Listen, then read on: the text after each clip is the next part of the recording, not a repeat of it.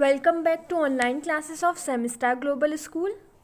Students, today we are going to start third part of our video on the topic motion and measurement of distances. In this part, we will discuss about types of motion. There are 6 types of motion: translatory motion, rectilinear motion, circular motion, rotatory or rotational motion, periodic motion and non-periodic motion. We will discuss each type of motion one by one. Let's talk about translatory motion. Motion in which all parts of an object move the same distance in a given time is called translational motion or translatory motion. Consider the motion of a car. All the parts of the car move the same distance in the given time. This type of motion is called translatory motion. Most of the objects that move in this way. Next type of motion is rectilinear motion. When a body moves along a straight line, the motion is called rectilinear motion. It is another name for straight line motion. For example, when a bullet is fired from a gun, the bullet moves in a straight line path.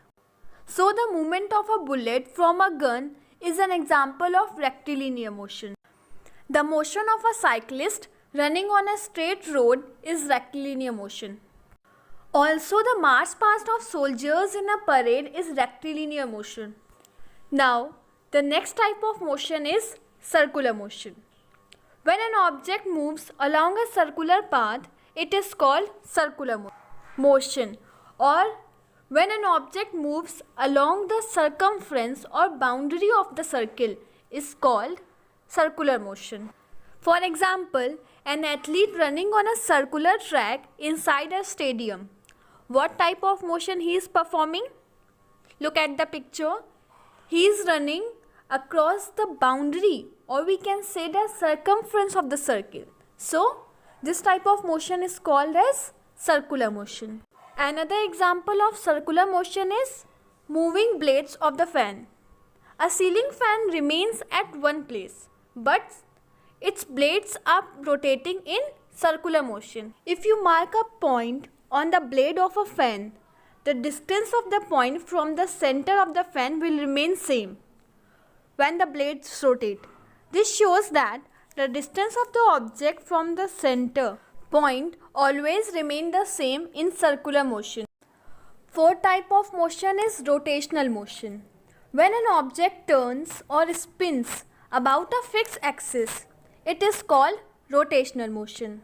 For example, motion of a spinning top, spinning of earth on the axis.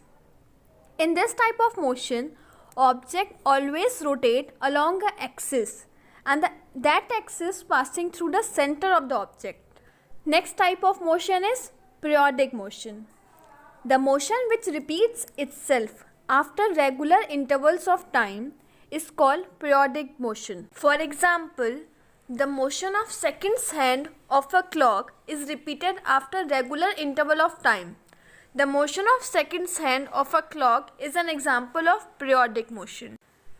The revolution of earth around the sun is periodic motion because the earth always takes the same amount of time to complete one round around the sun. Now, the last type of motion is non-periodic motion. This type of motion is just opposite of periodic motion. A motion that does not repeat itself at regular intervals of time, or a motion that does not repeat itself at all is called non-periodic motion. Examples of non-periodic motion are a car moving on a road, a bird gliding across the sky. Sometimes an object performs more than one type of motion.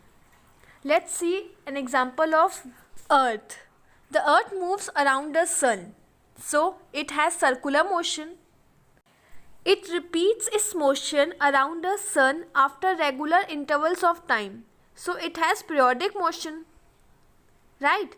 And also rotates on its axis, so it has rotational motion also.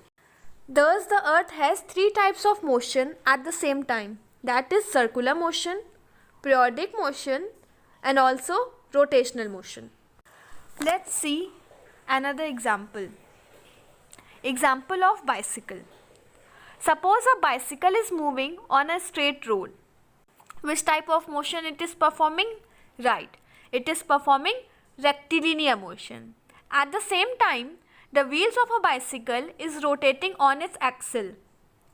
So wheels are performing rotational motion. Thus a bicycle moving on a straight road has two types of motion, rotational motion as well as circular motion. And the last example is of sewing machine. It has a wheel which rotates on an axle. So the wheels of a sewing machine shows rotational motion. It also has a needle which moves up and down continuously. The needle of the sewing machine undergoes periodic motion. Thus, this machine exhibits two types of motion at the same time, that is rotational motion as well as periodic motion.